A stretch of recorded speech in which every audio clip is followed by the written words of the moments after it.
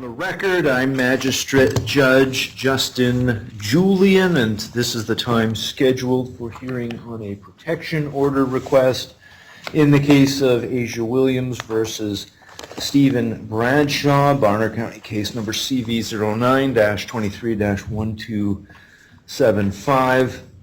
Mr. Bradshaw is present and is appearing with counsel Joe Sullivan, who I believe filed a notice of appearance about 6 days ago.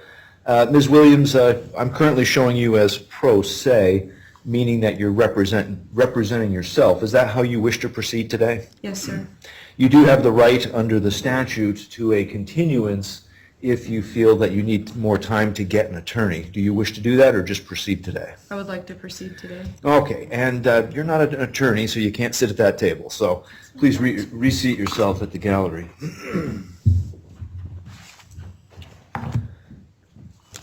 Okay, so looking at the pleadings in this case, the protection order is not of a domestic nature, so we're not under Title 39. We are proceeding under Title 18, Chapter 79, which creates an action for a protection order 18-7908 in the event that stalking or other grounds can be proven. So that's what we will be talking about here today. And I suppose I should inquire, Ms. Williams, are you pursuing your request for a protection order against Mr. Bradshaw? Yes, sir. And Mr. Sullivan, is your client opposed to that? Yes, Judge. All right, very good. So let's talk about what's going to be considered relevant and what's not going to be considered relevant, just so we can narrow our focus in terms of the evidence today. The statute itself speaks very clearly in terms of things protected by the First Amendment. Freedom of speech cannot be the basis for a protection order. So various opinions that may have been expressed by the respondent regarding you, Ms. Williams, which you might consider false, defamatory, or unflattering, are just that, but they're not the grounds for a protection order.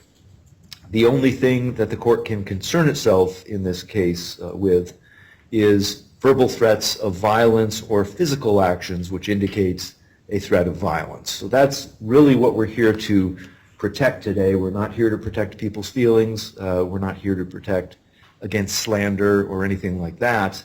Those are different issues. I'm only concerned with protecting against the threat of future violence. So both parties would be well advised to focus on that evidence alone. As the petitioner, Ms. Williams, it's your burden to show that within the last 90 days that the respondent has made verbal or physical threats of violence directed towards you, and that it's been a course of conduct which would seriously annoy or alarm a reasonable person, and that in the absence of a protection order, violence in the future would be likely to occur. So that's the analysis the court will be employing. Are you ready to call your first witness? Yes, I guess we'll go with Christian first, our risk manager. Is that? Okay, what's Mr. Sullivan? I do have an objection to that. What's the objection? I was served an order about an hour and a half ago from looks like the filing party was Mr. Jocelyn. And just for clarification or for the record, if nothing else, the order itself that was signed by the court, there's a box checked based on the stipulation of the parties.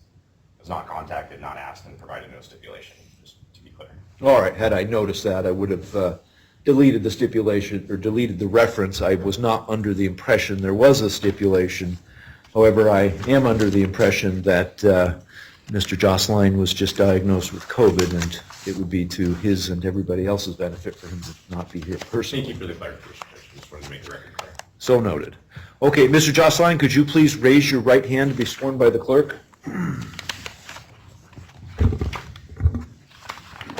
Raise your right hand.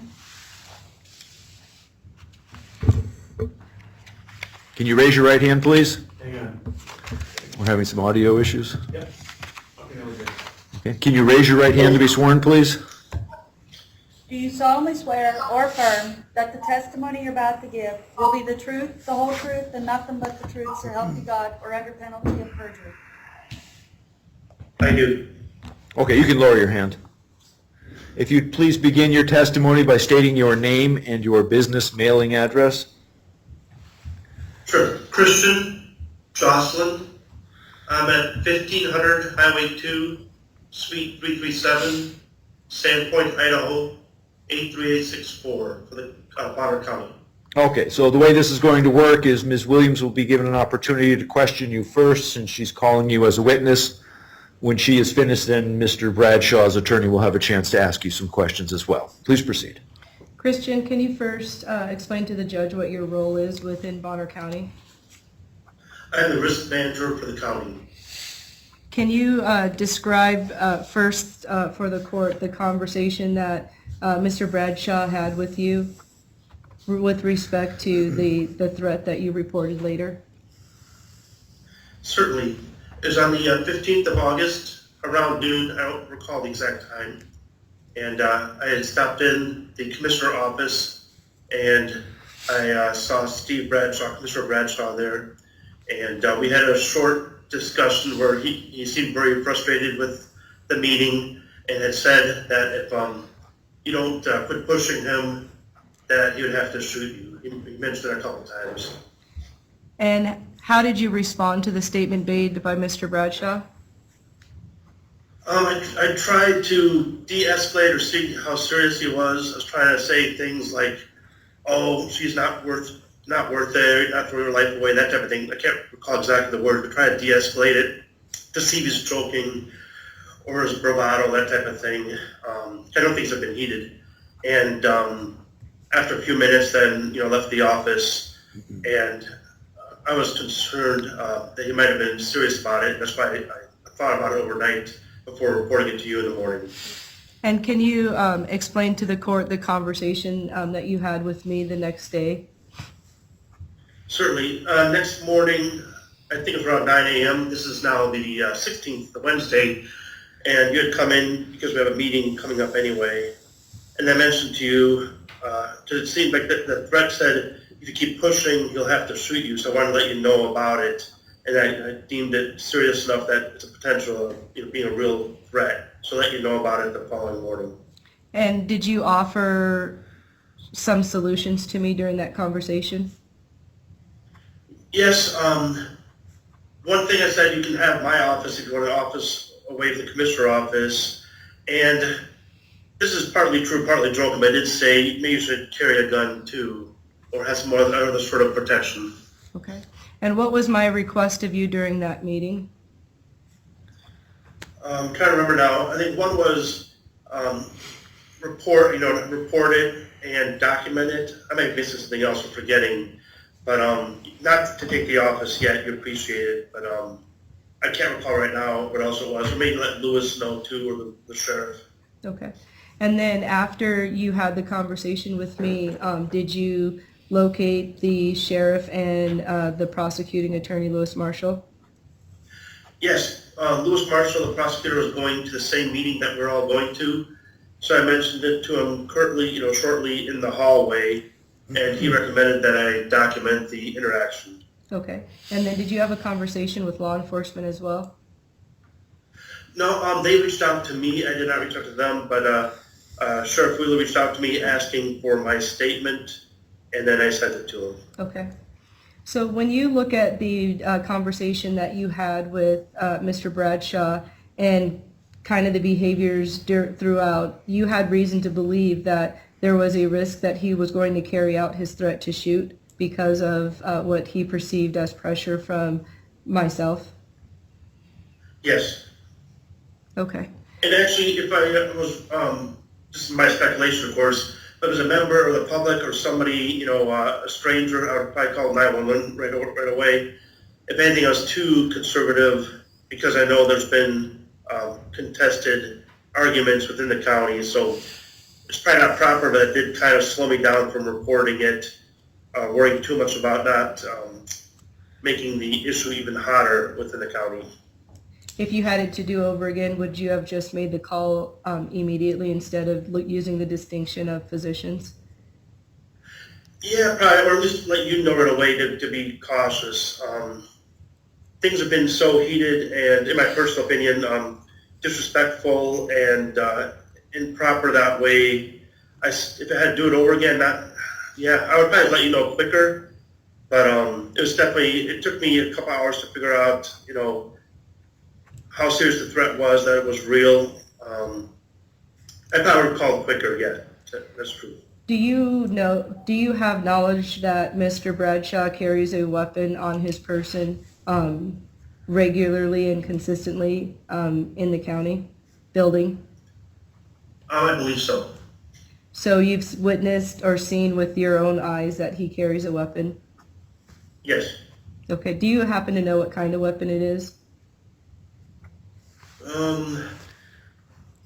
No, I think it probably changes up between, I'm guessing here, 1911 and revolvers. I can't recall exactly, but I think it changes up, I believe. So it's reasonable that if he made a threat to shoot, that he had the ability to carry out such a threat?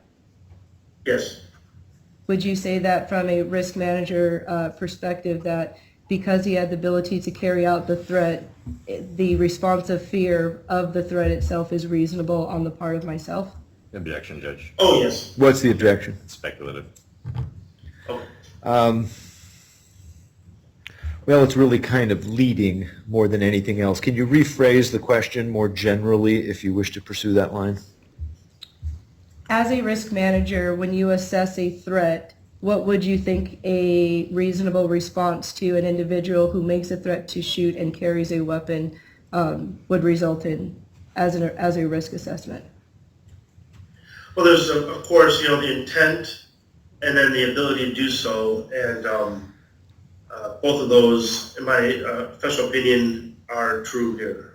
Okay, that he had, to be clear, he had the threat and the intent and ability to do it in this particular case?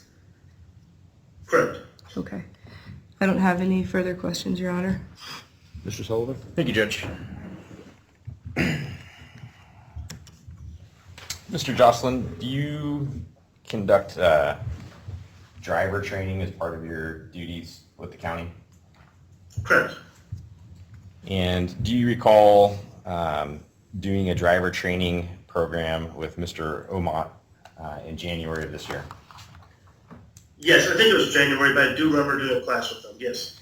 Do you remember, in the context of that class, did Ms. Williams make any comments to you about Mr. Omot? Oh, I'm sorry, who make comments about Mr. Ahmad? Did Ms. Williams make any comments to you about Mr. Omot in context of the driving class? Not that I recall, but if you tell me more, I might recollect better. There's always comments, made in hallways, that kind of thing. Can you tell me more and I can see if I I recall can. it? Specifically, did you tell Elisa Schofel, or at least say this out loud in front of her, that Ms. Williams said something to the effect that you should open the door and get rid of the problem, in reference to pushing Mr. Omot out of the car during driver training? Can I object and say that's leading? Well, he asked to refresh his recollection with the specifics, so I'm going to allow it. So can I answer that one? Yes. Yeah, I do recall that. I can't swear the exact words, but something similar to that, yeah. Did you document that? No, I don't think I did. Did you report it to anybody? No, Did you report it to the prosecutor? no, Did you report it to the sheriff? no. So some threats against commissioners you report and document, and some you don't? Well, I took that one as a joke, not as a actual instructional order. No further questions, Judge. Any redirect questions? Oh, I'm sorry? Look, no, he was asking if I had questions. So I can't recall the situation specifically, but did I have the ability to push someone out of the vehicle? Was I in your class or in the car with you? Or in a No, car you with were you? not.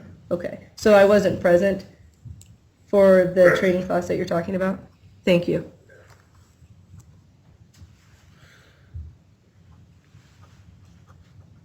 All right, then, may the witness be excused. Yes, sir. No Any further objection? questions, Judge. Thank you. All right, well, good luck recovering from COVID. Oh, yes, thank you, I appreciate it. Yep, you're free to go. I will need, okay. Ms. Williams, your next witness. And that, when I buy that, you could call yourself to testify if you wish to. Okay, I'll call myself. to Okay, if you please testify. stand and raise your right hand to be sworn. Do you solemnly swear or affirm that the testimony you're about to give will be the truth, the whole truth, and nothing but the truth, so help you God, or under penalty of perjury? Yes. Okay, go ahead and have a seat. If you'd begin your testimony by stating your name for me Asia Williams, and your business mailing address. P.O. Box 369, Blanchard, Idaho 83804. All right. If you had an attorney, your attorney would ask you questions and you would then answer the question. That's pretty much impossible when you're representing yourself. So I'll let you testify in a narrative fashion. However, if Mr. Sullivan does lodge an objection, you'll need to pause your testimony so I can hear his objection. So please, with that in mind, tell the court what you wish me to know. Okay. I'm not represented, and as such, I had to familiarize myself with the statutes, so I will be inserting the statutes with an explanation of what I understand their meaning to be.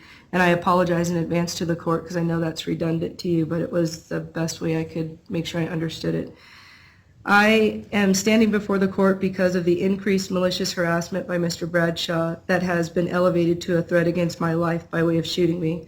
It is paramount that Your Honor also knows that Mr. Bradshaw exercises his right to bear arms. I have never seen Mr. Bradshaw without a side piece, that it is part of his persona in Bonner County.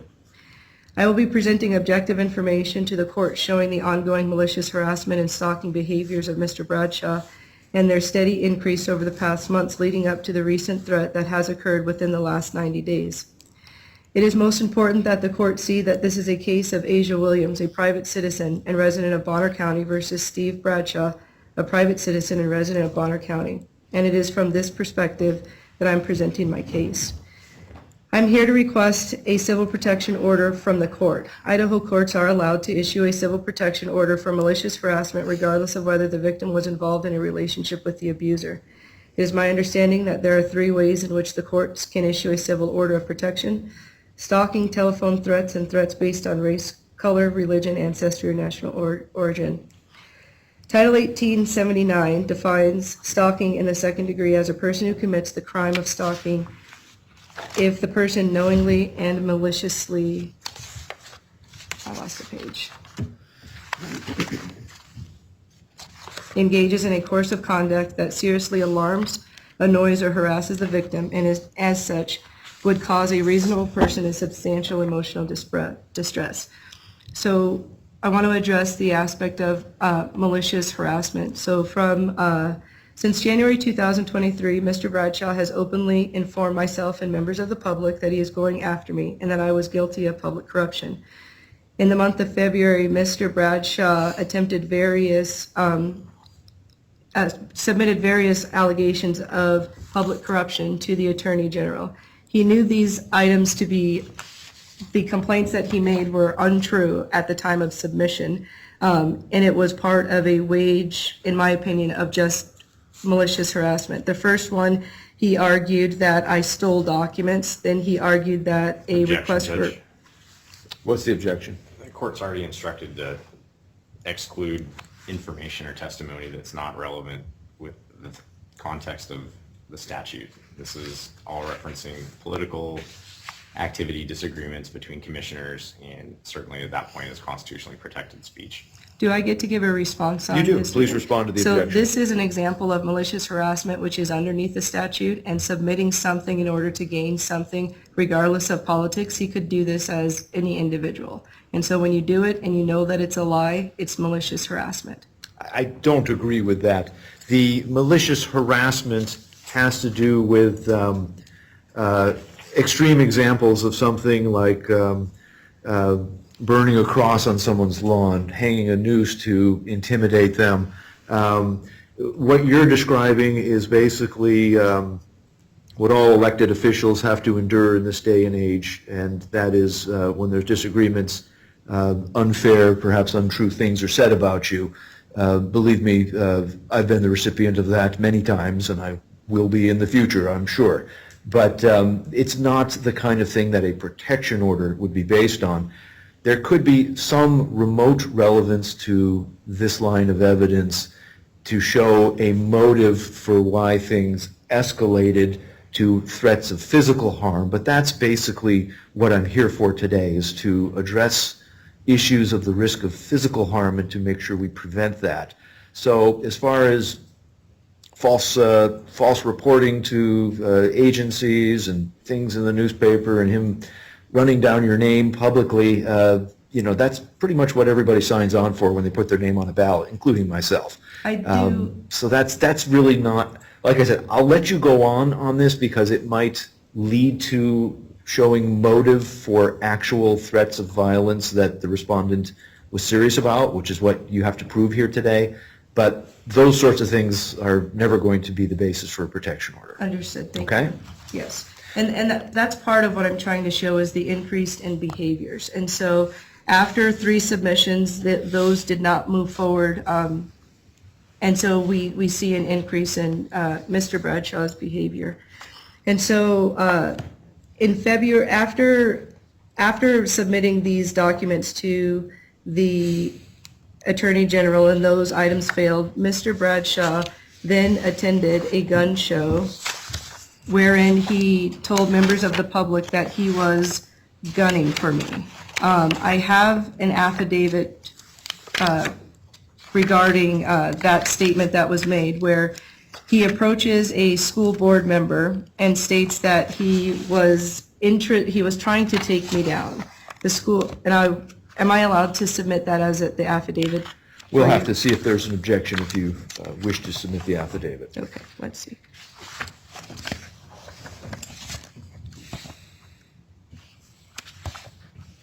Sorry, I think I got a little confused when I was missing something.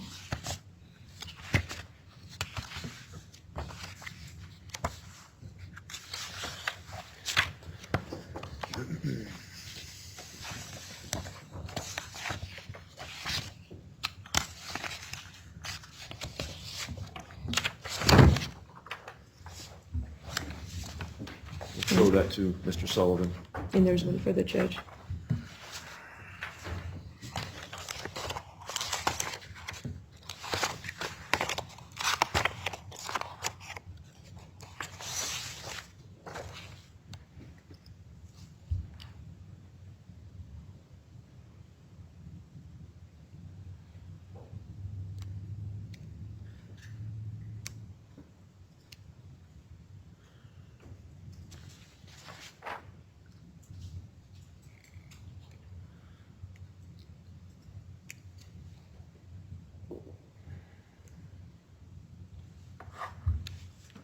Judge, I am going to object. I don't think that fits the certification language necessary under 9-1406 subsection 1 for Thank you, sir. declaration under penalty of perjury.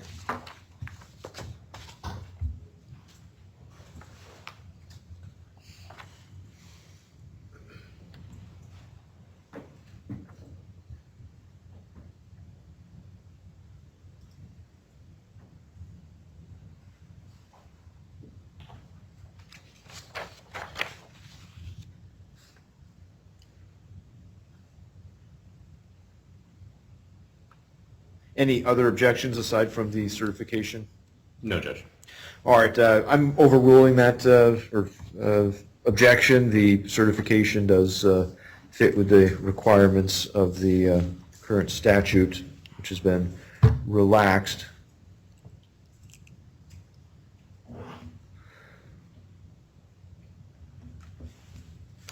So what's been marked as Exhibit 5 is admitted.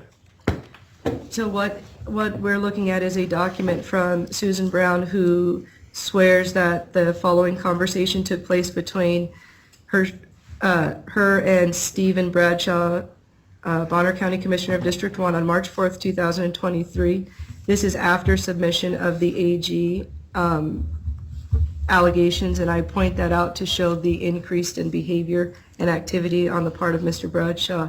Stephen pulled me aside I want to talk to you about Asia Williams, he asked. Had Asia and I been talking about a case that had come up before the commissioners, he stated. I've been watching her. Stephen then stated, I'm gunning for her. He pointed to the guns in the room. I then asked him, are you an elected official telling me, an elected official, that you are gunning for an elected official who happens to be the only woman on the commissioner's board? Stephen said, yes. At that, I had to walk away. Due to the recent comments made by Stephen Bradshaw in regard to Asia Williams, I would be remiss if I did not come forth with this information. I think that that is a significant showing of the increase in behavior on the part of Mr. Bradshaw. This is not just something that is occurring in terms of politics between two people that are elected officials. This is the individual, Stephen Bradshaw, clearly stating that he has a desire, he has an issue with my existence. It isn't something I'm doing specifically. So after that, there was a day, a single day wherein Mr. Bradshaw actually did not harass me. He actually, I sent him an email and I was kind to him intentionally in an effort to try and get him to discontinue the harassment that was ongoing. In that email, he actually asks for forgiveness for the behavior that he had been exhibiting toward me. And I say that to show that the idea of just apologizing isn't working, because he has a point of recognition that he is inappropriate toward me and my existence. I want to put forth, I have it marked as Exhibit 12, where Mr. Bradshaw receives an email from me that said, thank you for participating positively with me in today's and yesterday's meeting. The change was noticeable, and I received positive comments from many people regarding the change in the atmosphere. His response was, we are a team with a common goal. What best serves the people of Bonner County? We are brothers and sisters in Christ, first and foremost. He then ends with saying, please forgive me and let's proceed moving forward. The reason I include this is to show that at a minimum, there's recognition that he's doing something that is, it's just been out and out harassment towards me. And so I would submit that.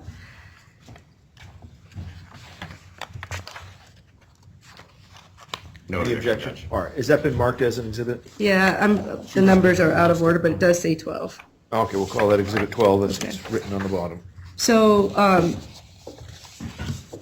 I'm going to play some audio, and I was told to make sure that I put it on a drive to leave with the court to kind of, Okay, you need to lay us some foundation before we play it. What is it that's on that audio recording? yes. So after this period of time, you have multiple times when, whether it be at a commissioner's meeting or even at his church, where he is just attacking me for no reason. I do understand that in some regards that you accept some of that as a public figure.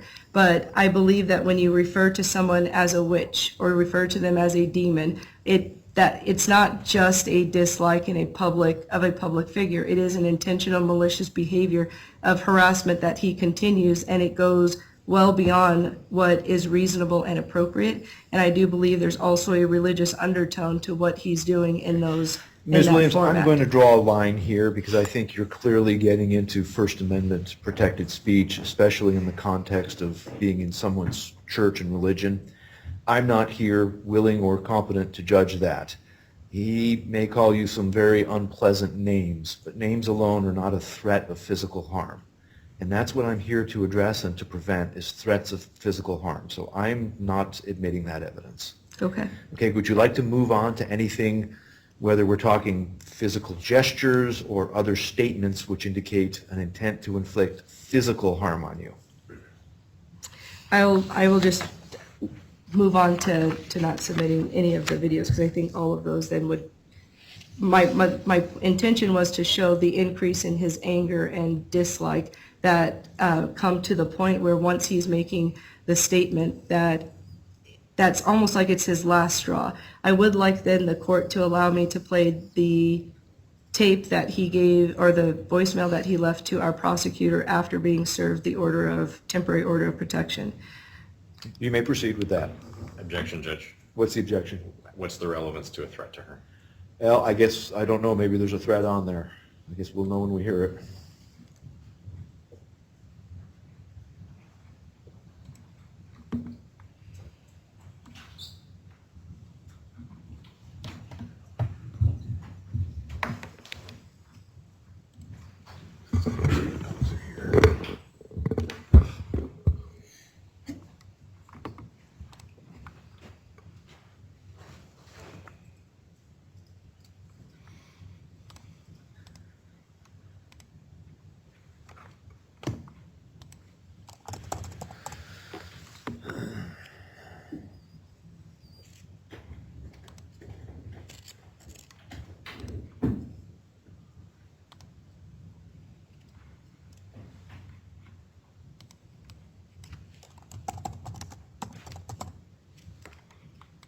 Let me grab the drive. It looks like it's not on there.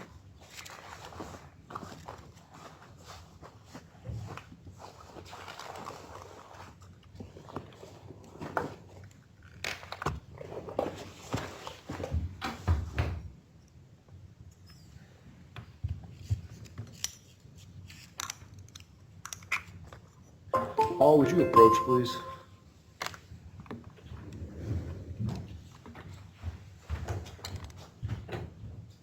So I've got an 11 o'clock name change, and that's not going to happen.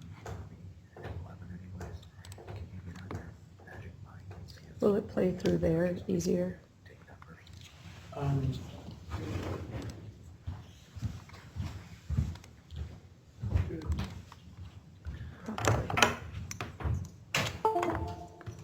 It just says voicemail there.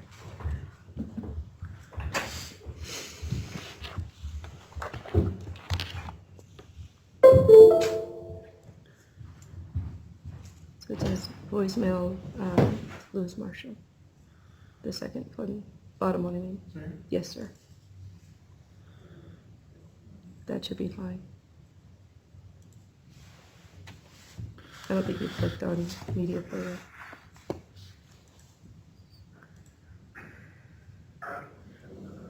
Hi, Lewis. Steve Bradshaw. Anyway, I want to thank you.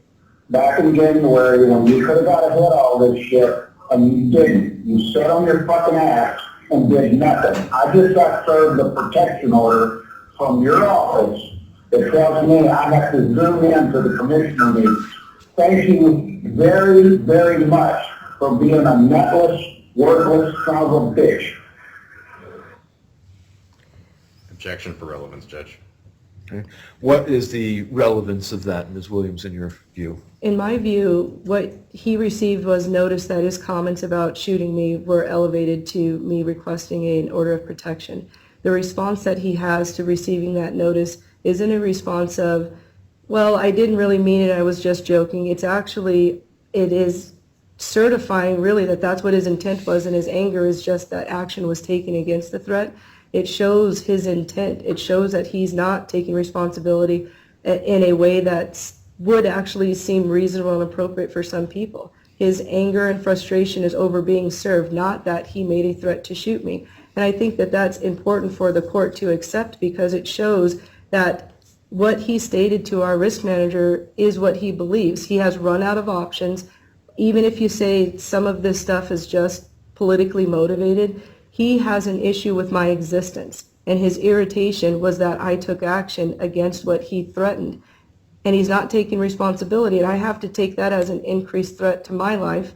And I think that the court should accept hearing his mindset after being served. He didn't call and say, I was just mad, I apologize, what should we do? He called, and he actually gives you a timeline of, it should have happened in January. And if you look at the trajectory of his behaviors over until we get to today, his behavior in a negative way has increased in such a way that it is reasonable to take his statement of, I want to shoot her, as valid, because he's run out of options. And you see the mindset of Mr. Bradshaw in that voicemail.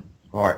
Well, I think the relevance is minimal, but perhaps a little bit is there, enough to allow for its admission, so I am going to admit it. Thank you. So I learned from our county risk manager that Mr. Bradshaw had made the threat to shoot me. I received, I took the conversation with Christian seriously. When the statements were made, it was terrifying to know that he had advanced to feeling as if that it was okay to make that statement. And knowing, and it's worth remembering, he carries a gun to work every single day, knowing that that is the situation. There was a meeting scheduled that day. I removed myself from that situation and waited for a safety plan to be created by the county as a result of his behaviors. There was discussion of what can the county do? Can a county say you can't carry a gun? And none of those things exist. The only option I have is an order of protection from the courts to ensure my safety, because as you hear his voice, he is saying he has no other options, and that I was supposed to be whatever taken care of means to him back in January, and that did not occur. The message from Mr. Bradshaw is not one of denying what was reported. It's not a message asking for assistance as there was a misunderstanding. It is not a message of I was just upset, how can I fix this? It's a message of justification and transfer of ownership of his words to an attorney. The last few months have been difficult, but the threat to shoot me with the follow-up voicemail from Mr. Bradshaw support that the court must take every available action to ensure the safety of myself. The courts do not need to see multiple people from the community. My response to his behavior is reasonable, as is my request for the order of protection. I deserve to exist without fear. I deserve to not have to wonder if today is the day that Mr. Bradshaw has followed through with his stated threat to shoot me. What we are seeing is an individual who self-reported his desire to end my life, as all other methods of malicious harassment did not afford the result he was hoping to achieve.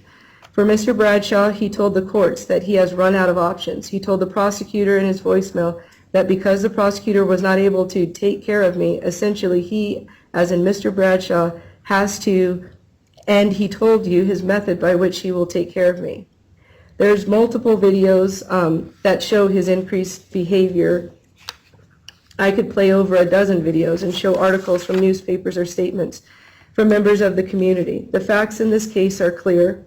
Mr. Bradshaw has been stalking and harassing me, Asia Williams. He uses his platforms of a county commissioner, a preacher, and a gun salesman to carry out his deep-rooted desires to eliminate my existence. Mr. Bradshaw was once seen as a conservative man who had a significant following both his professional roles. Mr. Bradshaw's hatred of me has exposed who he is, which has led to a decrease in support in both of his professional areas, which only serve to increase the threat against me. Mr. Bradshaw is engaged in stalking and malicious harassment of myself to include credible threats to take my life with the ability and, in my opinion, the desire to carry it out. I believe that I have met the standard of showing that he has the intent and the desire to carry those actions out. I don't believe that I should have to wait until he carries out those actions for the court to recognize that what he is doing is inappropriate per statute. Mr. Bradshaw has accused me of being the reason that the public that he feels once supported him have been unhappy with his performance. With every negative interaction that Mr. Bradshaw has with a member of the public, to include email correspondence, he assigns the responsibility to everyone else, including myself, which only further enrages Mr. Bradshaw. I have submitted requests as per the recommendation of our legal team, and I'll use this as Exhibit 1, where I was told by Lewis Marshall to send Mr. Bradshaw a cease and desist letter. I've done that on 2 separate occasions with no response. Check for relevance, Judge. It shows the reason that it's necessary is it shows the continued increase in his behaviors as we come to sit at the point that we are right now, where he's made a credible threat. And so it's not enough to just say that he said he wanted to shoot me. I have to show that his behaviors are going in that direction. And if over time he's just focused on me and I'm trying to redirect his focus and he continues, I'm showing you that the threat to me increases over time. And Okay, let's stick with what you've got marked as Exhibit 1, the response to or from Mr. Marshall as to his opinion of how you should proceed is irrelevant, so that's, the objection is sustained. okay. I would like to submit a cease and desist letter that I sent to him as the continued harassment of me. I did send him the cease and desist letter. Can I submit that one? You may. Okay, Exhibit 8. We'll show that to Mr. Sullivan.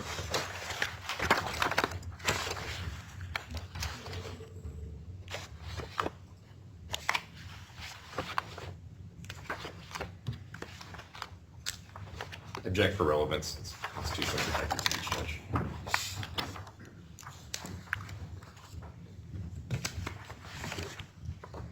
I would respond Hold, to... hold on one second, I need to see what we've got here. Okay.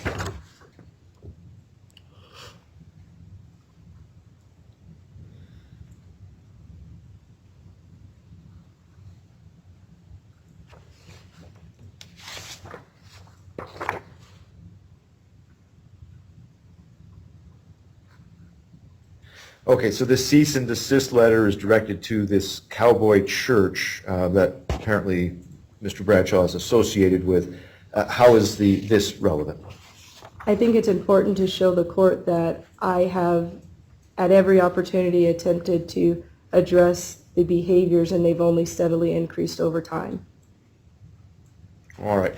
Well, while this cease and desist letter demand has some relevance to Mr. Bradshaw, it's not directed to him. It's directed to a church. So I'm finding that to be irrelevant for that reason, and the objection is sustained to Exhibit 8. Okay. So I would like to have entered into evidence the safety concern that I documented after hearing of the threat to shoot. I memorialized the conversation that took place. I explained that Christian Jocelyn, our risk manager, informed me today that Commissioner Bradshaw stated that he wanted to shoot me. Christian did not report it to myself or anyone else when the conversation took place. He did, however, tell me today, as he related to me, that it didn't sound like joking and was concerned that the statement was premeditated. Christian said he responded by saying, "Don't joke like that. She is not worth it," to de-escalate the situation. Christian offered that we do an office swap, encouraged me to carry a weapon, and offered assistance. I did request that Christian notify Lewis Marshall, which was confirmed to have occurred. The meeting on 8/14 was alarming as Bradshaw's outburst was unanticipated. His behaviors have continued and escalated. I am taking his statement as a threat to my life and requires action in a safety plan. I met with the Undersheriff Lakebold and Hemphill initially about my concern. Sheriff Wheeler joined later. I am not sure of what options are available, but I did request the event to be investigated. I am not sure if a referral for a review of Bradshaw's threat goes to an outside office or if it's the prosecutor that has to initiate the action. Whoever has to start the process, I am asking for action at this time. I'm not willing to say he will not take action. He is unpredictable. He is escalating his behaviors. He has been on a warpath. I have to take his statement seriously. I'm also asking that action be taken to ensure protection for the employee, Christian Jocelyn. It is possible others may have heard him make the same similar comment, and that not disclosing Christian as the whistleblower will make it so Bradshaw doesn't even know who notified others of the statement. I received a response from the undersheriff regarding the action that the sheriff's office was taking to investigate the issue. Sheriff's office did offer support up until today's date to see what the courts would do. So I would like to enter that into evidence as my email to memorializing my conversation from my viewpoint. Mr. Sullivan? I object for relevance and hearsay, Judge. Mr. Jocelyn already testified to the information he had under oath. But this is my statement of what took place in my memorialization. So when I have a conversation, I wrote down what from my viewpoint. You didn't mark this with an exhibit number, did you? Oh, no, you can call that probably number 2 because we knocked Exhibit down a lot of my exhibits already. Yeah, you can just say exhibit 2. Even a person's own statement made out of court in most circumstances is hearsay, because you're here now, you can simply tell me this in your testimony and be subject to cross-examination. So this is hearsay even though it's your own statement. So I'm sustaining the objection. Okay. So I think as we come to the end of my testimony, my position is that I've shown that he has been harassing and that he made a threat that's credible and he has the ability to carry it out, and I should have every protection from the court for such a statement being made.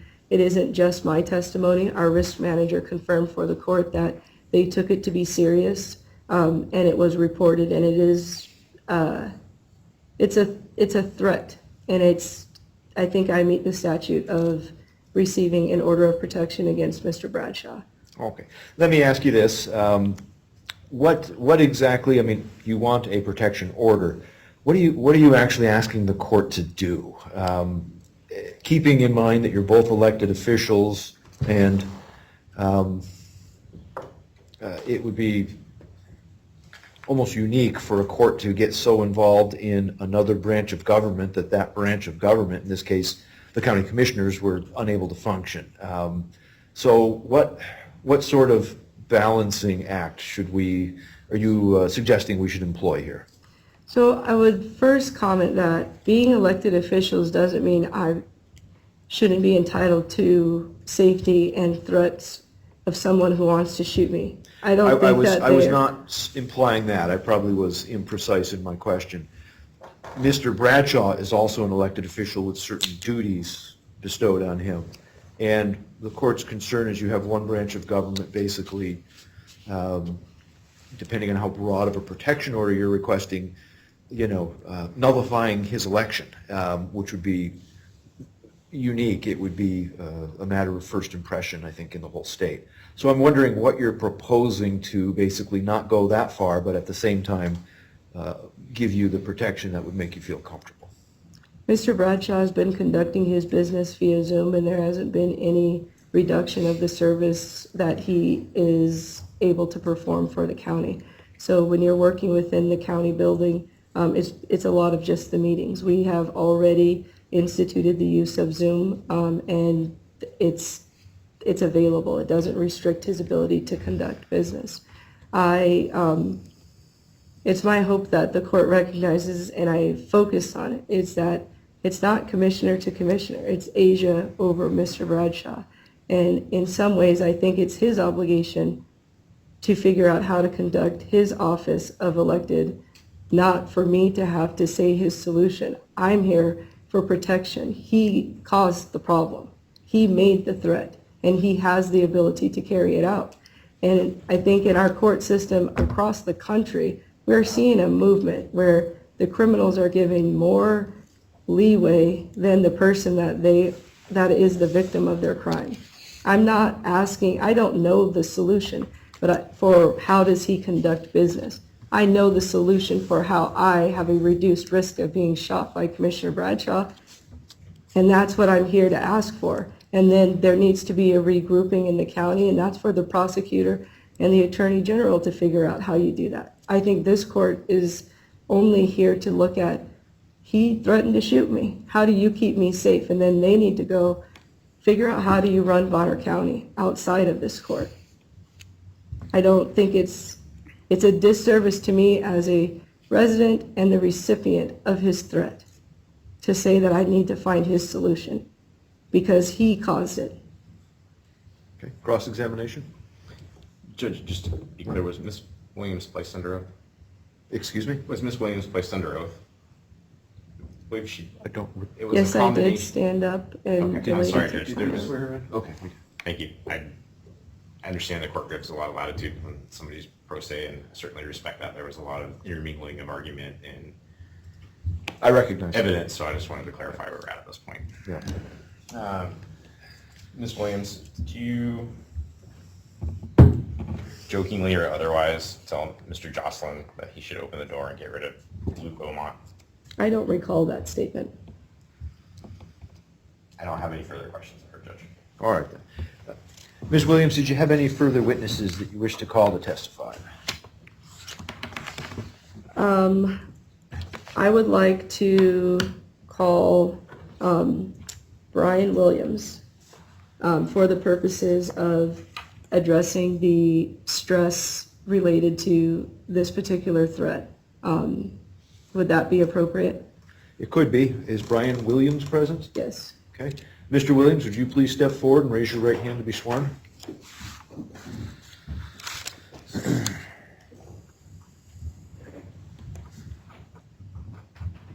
You solemnly swear or affirm that the testimony you're about to give will be the truth, the whole truth, and nothing but the truth, so help you God, or under penalty of perjury.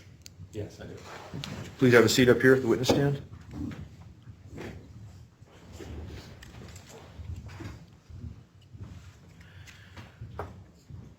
We're just going to pause in this case for 1 second. Paul, did you have any luck finding somebody to pick up that Yes. name change? Okay. I had another case at 11, so I didn't want to leave somebody waiting in the hallway.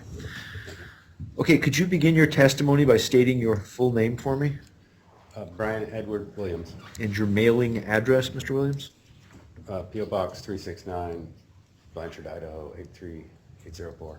All right, then, Ms. Williams, your witness. All right, so sorry for the impromptu, but were only just told it was open. So from the point that, were you notified that Mr. Bradshaw had made a threat to shoot me? I was informed by you. Can you describe from your view what my response was to that with respect to the threat? Objection, Judge, for relevance. Ms. Williams can testify to that herself, and has. Well, The reason hold on, I'm going to respond. Under 79061A, that the course of conduct has to seriously alarm, seriously annoy, or seriously harass the victim, and would cause a reasonable person substantial emotional distress. So that is part of Ms. Williams' case to prove, so this would be relevant. You may proceed. Can you answer, please? Can you ask again? I asked you, can you characterize my response after telling you that Mr. Bradshaw made a threat to shoot? So I believe the response has been ongoing and long-term. What is his name? Immediately you asked me for help coming up with safety plan at home. I'm Asia's husband. And also to review the safety plan that you and the sheriff's office and the county had come up with for your continued work. And so we did that, and we worked out a safety plan for our home and your commutes. And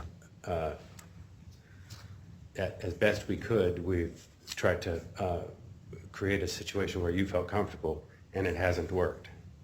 So you don't sleep, you're awakened at night by sounds that would normally not frighten you. And your, I think your work schedule has been interfered because you're concerned during the day about your safety. So whether or not you're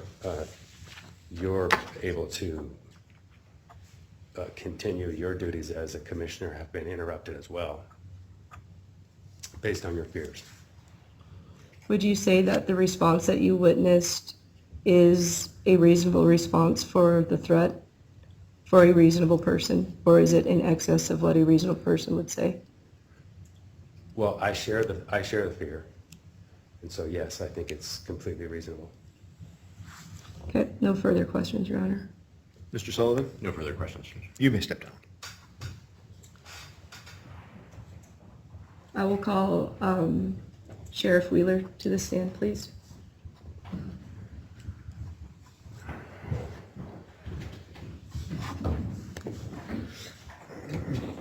Okay, Mr. Wheeler, if you'd please step forward and raise your right hand to be sworn by the clerk. You solemnly swear or affirm that the testimony you're about to give will be the truth, the whole truth, and nothing but the truth, so help you God, or under penalty of perjury. I do. Please have a seat at the stand.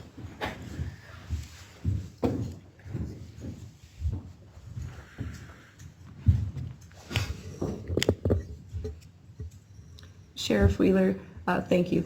I know it was impromptu, but Can you If give we a can just start with having the witness state his full name and business address, please. Okay, can you please state your full name and business address? Yes, Sheriff Darrell Wheeler, 4001 North Boyer Road, Sandpoint, Idaho, 83864. Thank you.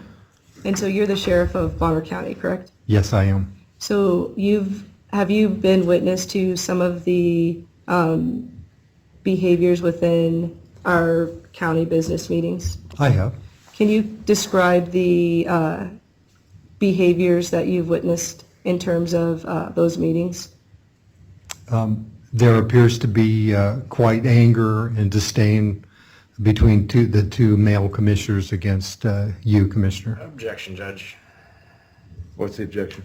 The element of the offense here is a course of conduct, and that has to do with non-consensual contact. And anything that's in a public forum for elected officials in an open meeting or otherwise is not non-consensual contact. This is just a reiteration of the political frustrations that the court's already ruled on. Well, I'll allow it because as background information, because just because it's in a public forum, if somebody takes a swing at somebody else, that goes beyond the scope. So this could be leading in that direction. I'll allow it just for that purpose. Thank you, sir. You may proceed. Did you want to continue before the objection? I would just continue that starting from January up until even the current meeting that occurred yesterday, there appears to be disdain and hate towards you by the other two commissioners. Okay. Can you describe the conversation that we had when I was notified of, well, actually, let me double back. Were you standing with Mr. Marshall when Christian reported the event? I was standing near him, but I was out of earshot of what he reported, but I was there. Did you have a conversation with Christian? I did. What was your conversation? I called him on the phone and asked him if he would provide a written statement on what occurred on the date when the threats were made, and told him that our office will be charged with starting the investigation into those threats that were made. As an officer of the law and you hear the threat made with your background information, did you feel that there was a reasonable risk that that action of shooting would be carried out? I did. Did you have a conversation with myself over a safety plan until we could come to the point of this hearing? I did, and in our conversation, I understood the fear that you had and the threat to your life during our several conversations, yes. Were you present with my conversation with Under Sheriff Lakewold? I was. Did we discuss potential safety plans that could include you having a deputy in the building while business meetings were being conducted? I did, and we assured you that anytime you felt your safety was a risk, that we would provide a deputy for security, and that anytime you felt that you were in the office on the third floor, that you felt your safety was a risk, that we would provide a deputy sheriff or a detective presence in the room to make sure that you felt safe. How many years have you been in law enforcement? 37. Have you seen domestic violence cases and/or cases similar to when somebody makes a threat? Have you seen cases like that? Yes, I have. When you look Objection at for relevance, Judge. I'll allow it. when you look at a case where somebody makes a threat, in this case, do you err on the side of caution and ensure the protection of the victim? To the greatest ability that I have according to the law, yes, I do. Is it your opinion that achieving a restraining order in this case would be providing the greatest amount of protection under the law for this court? I would come to that conclusion, yes. Thank you. No further Cross-examination? questions. No questions, Judge. You may step down. Thank you, Judge. Do you have any further witnesses? No further witnesses, sir. Okay, so you're resting your case. Mr. Sullivan, does the respondent wish to call any witnesses? No witnesses, Judge, but I do have one affidavit I'd like to admit. Copy for this one. Judge, would you prefer to just read that, or would you like me to read it? Well, I can certainly read it for myself. We'd probably need to give it some sort of an exhibit identification. What do you suggest? Exhibit A for response? Exhibit A. All right, so we'll just consider this respondent's Exhibit A. Okay, Ms. Williams, do you have any objection to the admission and reading by the court of Exhibit A? I do have an objection to this. This is this has nothing to do with this particular case, and it's a declaration from our county clerk that's making a declaration for someone else's hearsay. And it's the event that they're talking about is an allergic reaction that I had when I came to work. I'm not sure how he can make a statement for somebody else's as an individual. The hearsay objection, Mr. Sullivan, your response to that? Judge, the purpose is not offered to provide the truth of the matter asserted. It's a direct rebuttal about the environment in the workplace of the Commissioner's office. Ms. Williams has testified, I believe, in her statement about Mr. Bradshaw being the one that was causing all of this and causing the escalation in tensions and causing all of the discomfort, and this is a direct rebuttal to that as far as just the nature and purpose of the work environment, which Mr. Rosedale is perfectly capable of attesting to. All right, but if I don't take it for the truth of what's being said in here, then it wouldn't rebut, it wouldn't be anything, so. No, the statements leading to the circumstance, I would understand the court identifying as hearsay and not taking those, but the environment itself is not a hearsay statement. That's just a rebuttal to the cause, which Mr. Rosedale is attributing to Ms. Williams' behavior in the office. And that is going to directly rebut the fact that she's asserting that this is all Mr. Bradshaw escalating the tensions in the office. And the case is being made that there's a vast escalation in his behavior, and this is a rebuttal to that. Well, even if we take out the third-party statements and we just look at the affidavit where Mr. Rosedale is expressing his belief that it's a hostile work environment, that is, there's no relevance I can see other than the truth of whether or not it is a hostile work environment, and that would be hearsay even though it's in affidavit form because Mr. Rosedale is not present for cross-examination. So the objection is sustained. Exhibit A is not admitted. Very good, Judge. I don't have any other exhibits. All right, then. Ms. Williams, your testimony has understandably been interspersed with a lot of argument along the way, and that's pretty much unavoidable when you're questioning yourself, so to speak, and giving testimony in a narrative fashion, which I gave you permission to do. So I have heard and I think I understand your argument, but if you wish to give a little further argument before I defer to Mr. Sullivan to give argument, I'll give you that opportunity. Thank you.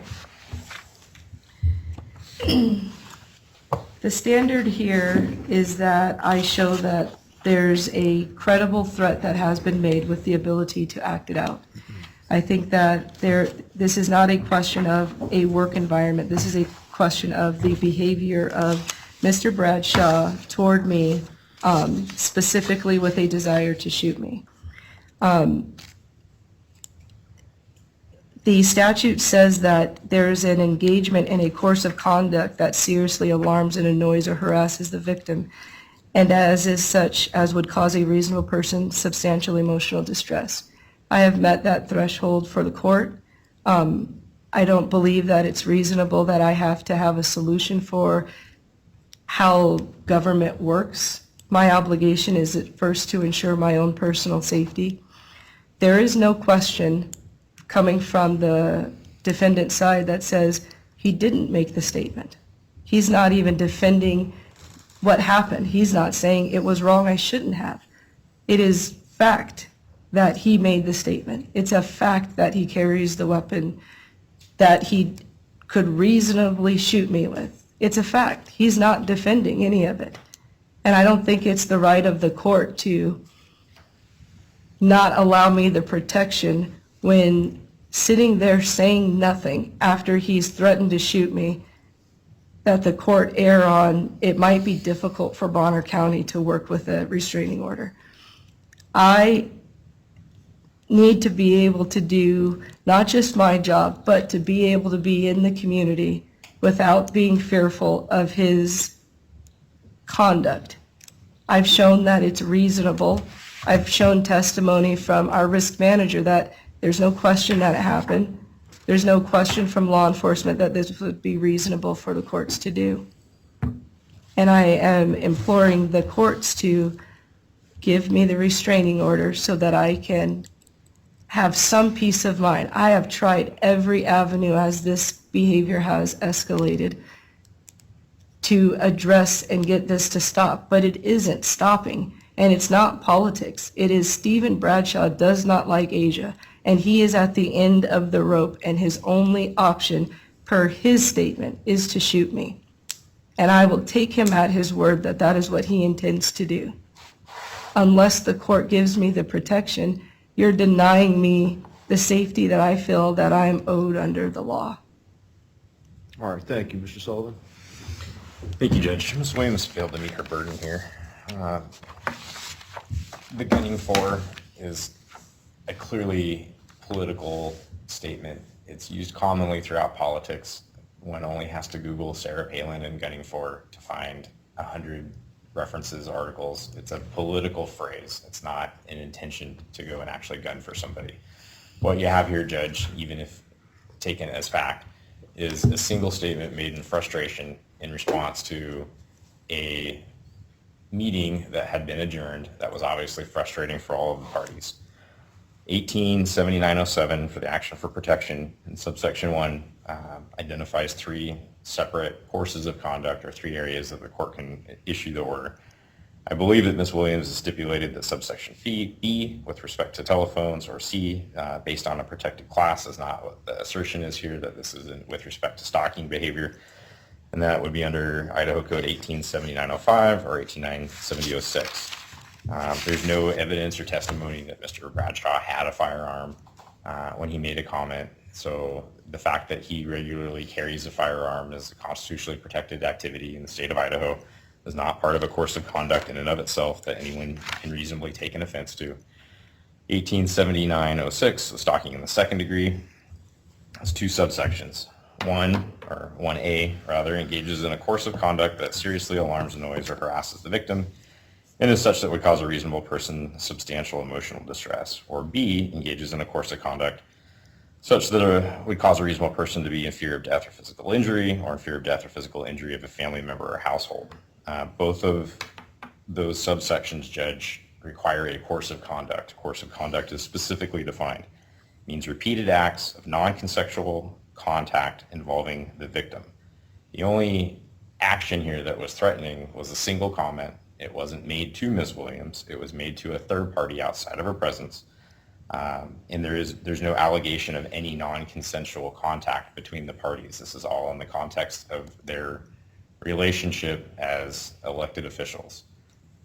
I can understand and empathize with Ms. Williams' frustrations with things, but I think the court has correctly pointed out that the majority of what she's asserting here is constitutionally protected activity and just the expectation that one has when getting into politics. You have a single comment that was made in frustration, and certainly there's nothing here in the record that indicates that he has any likelihood whatsoever of actually following through on it. Even if the course of conduct is shown by the court, which I don't believe she's met that, the court still has to find that not only was it committed, the section combination of conduct that constitutes what's identified in subsection 1, the court has to make a finding that such conduct is likely to occur in the future to such person. Judge, this isn't just a wildly out of hand work environment with people that have significant disagreements that have just gotten to the point of getting involved in the court system, and that is not what the protection order is designed to protect from. There's no likelihood of any serious threat to Ms. Williams from Mr. Bradshaw, and certainly as far as course of conduct or future conduct, there's nothing here that can't be addressed by an admonishment from the court. Thank you. All right, thank you. Well, folks, I don't know either of you. That's why I got assigned this case. I didn't recognize your names, and I had to look you up on the county's website to even see what you looked like when I got assigned this case. I mean, I was like, I'm reading it, and I'm going, Asia Williams and Stephen Bradshaw, who are they? Never even heard of you. 'Cause I don't live in this county. So I'm really starting from scratch here as far as what's going on, and that's a good thing, because judges aren't supposed to have preconceived notions when they hear a case, and I certainly don't. This is not the typical case where stalking occurs. It's usually, as the word stalking kind of implies, it's somebody is following you around and showing up at your place of work where they don't work and calling you repeatedly. That's what the statute was primarily intended to address, but it's not limited to those typical stalker situations. It is broader by definition. The evidence only points to subsection 1A, which provides, under 7906, provides a person commits the crime of stalking in the second degree if the person knowingly and maliciously engages in a course of conduct that seriously alarms, annoys, or harasses the victim, and is such as would cause a reasonable person substantial emotional distress. So there's a few different elements there. It's not one isolated event. It's not something that would just distress a person that's very fragile in their emotions. It has to cause substantial emotional distress, and it would do that to a reasonable person, which is another way of saying an average person. So if somebody's hypersensitive, they don't get a protection order if it's not something that would substantially distress another person. In this particular case, we have unrefuted testimony from Mr. Jocelyn, who appeared to the court to be a very neutral party, not to have any sort of prejudice for or against either side, simply relating what had happened, that after a course of tensions escalating between Ms. Williams and Mr. Bradshaw, that he made a threat not only once, but at least twice. The statute does not say that such threats have to be made more than twice. It says repeated, and doing something more than once constitutes repeated. Now, the question as to whether or not there was unwanted contact is sort of interesting, but under the circumstances, any reasonable person would, in Mr. Bradshaw's position, would have to know or should have to know that when you threaten to shoot a county commissioner with a gun, and you're known for carrying guns basically all the time in the county's buildings, that that threat is going to be communicated rather quickly to at least the person it's directed at, Ms. Williams. So under these circumstances, Mr. Jocelyn was in a lot of ways not much different than a telephone line. Mr. Bradshaw might as well have simply called Ms. Williams and made the threat directly to her, because any reasonable person would understand that Mr. Jocelyn, in his position, had to transmit that threat pretty much right away to Ms. Williams and to others. And there's no testimony or evidence before the court that Mr. Bradshaw would have understood it any other way, and it would be under the reasonable person standard anyways, regardless if Mr. Bradshaw was oblivious to Mr. Jocelyn's common sense and probably legally mandated reporting requirements, that's what was going to happen. So under this circumstance, I do feel that these threats do constitute the unwelcome contact. There's no evidence or claim before the court that Ms. Williams wished to have her life threatened by Mr. Bradshaw, or consented to it and said, yeah, go ahead and threaten to shoot me. It's no big deal. I like those kind of things. That's not the case. So I do find that we have met the burden of proof in this case under that code section for a protection order. I can understand Ms. Williams' position that this is something that Mr. Bradshaw brought on himself, and it is, and that if he can't do his job or can't do it fully, that's too bad. I would agree to that to a large extent. I think it's too bad for Mr. Bradshaw. The problem that gives me concern is it shouldn't be too bad for all the voters who elected him in a democracy. And while this is not that case, I do not wish to set a precedent where other elected officials or people in government try to make an end run around the elections by basically removing elected public officials by getting a protection order that keeps them from doing their job. We have a bigger issue here. I mean, it strikes at the heart of democracy itself.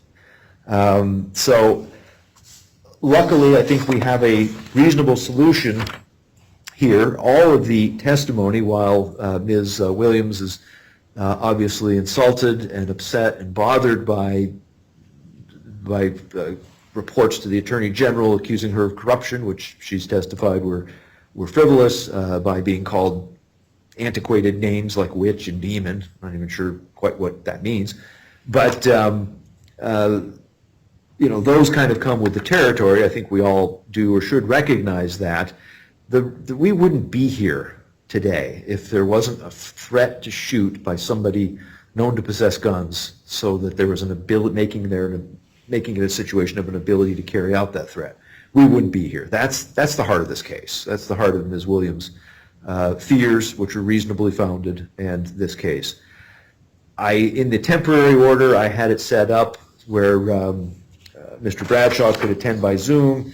It allowed some form of his participation in the governmental process by doing that. But I'm very familiar with Zoom. I have people testifying and appearing by Zoom all the time. It's great technology. I enjoy it. I'm glad we have it. But it's not a substitute for being there in person. It's just never as good. And while Mr. Bradshaw might not deserve it, the people who elected him in a democracy do deserve to have the most effective representative at the table. So what I'm ordering is I'm extending the temporary protection order for a period of 1 year. I'm ordering that the respondent may attend commissioner meetings with the petitioner present in person, but he shall possess no firearms or other weapons at such meetings or on any county-owned property, and he shall submit to searches to verify the absence of weapons. Ms. Williams, all of your testimony, while there's a lot that he's done that annoys you, what brings us here is your fear, quite reasonably, that he's going to have a gun and he's going to shoot you. Maybe just to put it bluntly. If we take the gun out of the equation, I can understand you probably don't enjoy his presence, but the fear part is removed. And that's what I'm here to do, is to take away the reasonable fear of actual physical violence. It's not impossible he'll take a swing at you, or vice versa. I can't control that. But I can take the gun out of the equation, and that's what I'm doing for the next. It's not impossible he'll take a swing at you, or vice versa. I can't control that. But I can take the gun out of the equation, and that's what I'm doing for the next 1 year at a minimum. If you feel the need, as that 1 year deadline approaches, to renew the order, you have a mechanism by which you can petition the court to extend it before it expires. In a few seconds, copies of the protection order will be distributed and served on each party. Once that occurs, court will be in recess. Judge, Yes, can I make one point for the record? you may. In this case, Judge, going back to the definition of course of conduct, you identified a repeated act of him making the statement more than once in a single conversation. But the definition of course of conduct actually means repeated acts of non-consensual contact. The contact itself has to be repeated. In this case, the record only indicated that she was told once about the incident, so that contact itself was not repeated. My finding is 2 or more threats to shoot somebody is good enough, and if an appellate court disagrees with me, then that's on them. Making the record, Judge. Thank you. Understood.